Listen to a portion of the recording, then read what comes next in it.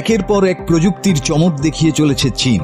এবার তারা তৈরি করেছে এমন এক প্রযুক্তি যা সারা বিশ্বে আলোড়ন তুলেছে। কল্পনার মতো শোনালেও সত্যি, চীনের এক প্রতিষ্ঠান তৈরি করেছে গর্ভধারণ রোবট, যা কেবল গর্ভধারণই নয়, সন্তানের জন্ম দিতেও সক্ষম হবে।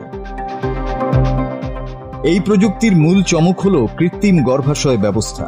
এখানে ভ্রূণ থাকবে কৃত্রিম অ্যামিউনিটিক ফ্লুইডে আর বিশেষ নলের মাধ্যমে গ্রহণ করবে পুষ্টি। ফলে পুরো প্রক্রিয়াটি হবে প্রাকৃতিক গর্ভধারণের প্রায় হুবহু অনুকরণ। এমনকি গর্ভকালীন সময়ে মানুষ ও রোবটের সরাসরি যোগাযোগও সম্ভব হবে। এর আগে চীনা গবেষকরা গেইয়ার নামের আরেকটি কৃত্রিম বুদ্ধিমত্তা চালিত প্রজনন রোবট উন্মোচন করেছিলেন। সেটি চলাফেরা করতে পারে, পরাগায়ন ঘটাতে পারে এবং কৃষি উৎপাদনে বিপ্লব আনতে সক্ষম।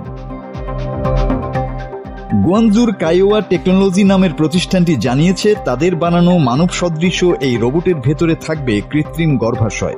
এখানে পূর্ণ 10 মাস ভ্রূণ বেড়ে ওঠার পর স্বাভাবিকভাবে সন্তানের জন্ম দেয়া সম্ভব হবে। প্রতিষ্ঠানটির লক্ষ্য 2026 সালের মধ্যেই এটি বাজারে আনা। দামও ধরা হচ্ছে তুলনামূলক কম, প্রায় $13,900 নিচে।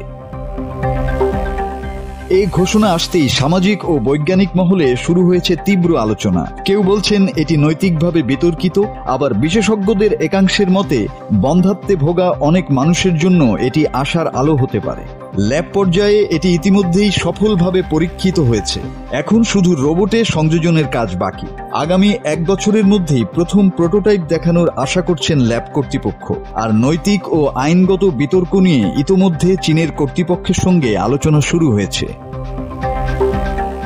মানব সভ্যতায় এটি যদি বাস্তবে কার্যকর হয়, তবে চিকিৎসা ও প্রযুক্তি জগতে যুক্ত হবে এক নতুন অধ্যায়। মাসুদ হাসান, বাংলা টিভি।